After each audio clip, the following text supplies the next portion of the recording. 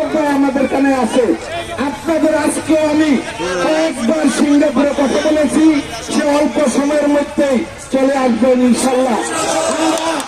আমরা প্রাণ বলে দোয়া করব সবাই। আমরা জননেতা মিজানুর রহমান সিনহা, আমাদের জন্য তাকে দরকার। আমাদের এই জনগণের জন্য, এই রাস্তাঘাট হতে এই সমস্ত কিছু উন্নয়নের জন্য তাকে দরকার। সুতরাং আমাদের প্রয়োজনে তাকে আসতে হবে ইনশাল্লাহ। আমরা কারো কথায় কান দিব না ইনশাল্লাহ। জননেতা মিজানুর রহমান সিনহার এই লোহজন টঙ্গিবাড়ির জনগণের প্রতি যে মহব্বত, কোন নেতার সেই মহব্বত পয়দা হয় নাই।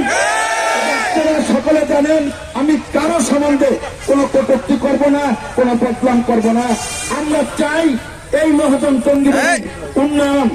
সেই উন্নয়ন করতে হলে জননেতা মিজানুর রহমান সিনহার একান্ত প্রয়োজন, সেটা অন্য কারো দ্বারা সম্ভব না।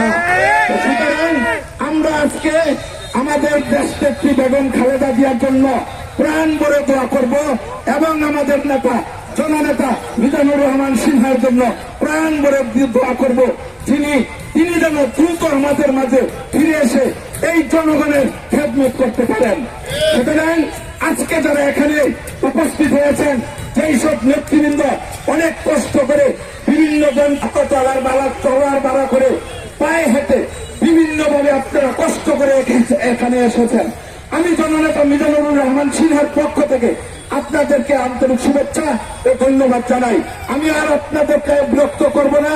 সবাই আমরা মন খুলে আমাদের নেত্রী এবং জননেতা মিজানুর রহমান সিনহা এবং আগামী দিনের আমাদেরকে দেশ পরিচালনা করবেন, তিনি আগামী দিনের রাষ্ট্রনায়ক তারেক রহমান যেন দ্রুত আমাদের মাঝে ফিরে আসতে পারে, সেই আশা ব্যক্ত করে আগামী 12ই ফেব্রুয়ারি নির্বাচনে আমরা যেন ধানের শীষের মার্কায় নির্বাচনে ভোট দিতে পারি, সবার সহযোগিতা কামনা করে এবং আগামী 12ই ফেব্রুয়ারি পর্যন্ত আপনারা প্রত্যেকেই মিজানুর রহমান সিনহা হয়ে কাজ করে যাবেন, তার জন্য কাজ করে যাবেন।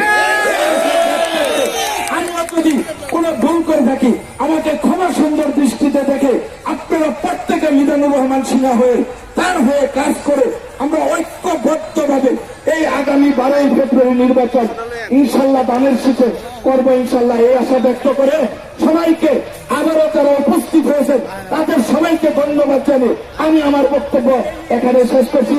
বাংলাদেশ জিন্দাবাদ, জননেতা মিজানুর রহমান সিনহা জিন্দাবাদ।